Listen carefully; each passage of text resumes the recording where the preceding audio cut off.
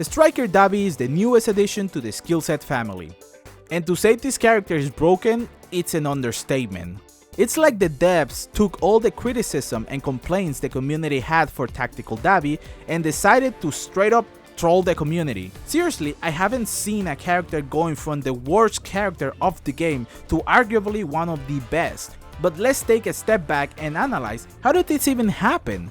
Now, I know how popular Dabi is, and I know for sure there will be a lot of Dabi defenders, but objectively speaking, he's just the worst. He struggles in every department, and the very few highlights he has are done better by other characters. His alpha is incredibly unreliable, slow and weak. Sure, it has some tracking, but be honest with yourself. Is Dabi really a threat when you can clearly see the fireball slowly coming towards you? You don't even need to dodge. Just move to the side and you'll likely avoid it just as good. And even when it hits, it's just so slow that you can deal twice the damage with many other characters in the same amount of time. His beta is hard to use offensively, and while annoying, it's just not that good. Sure, you can use it for some protection, but it's honestly minimal, aside from accidentally stepping on one while running away.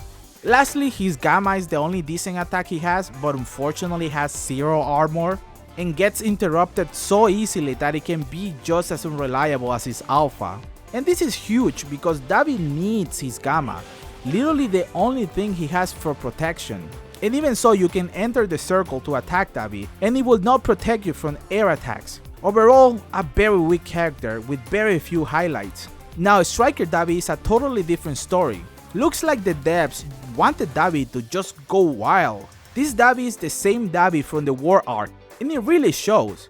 As much as I hate this character, it got some cool ideas behind it. First, his Alpha, Beta and Gamma have 2 stages, Base and Gamma buffed. His Gamma acts as a buff/debuff. Dabi gains attack, speed and range in exchange of HP drain, 2 per second to be exact. His Alpha is a Shigaraki-like attack with more vertical range. His Beta is a grab combo similar to Ivara's or Shigaraki's, except with insane tracking and speed. And his Gamma once again is a buff. The issue with this character is how ridiculously strong he gets after his Gamma buff. Like, there's no reason for you not to be using his Gamma all the time. The HP drain isn't as bad as it sounds, in comparison with the raw power you get in exchange. It's honestly insane.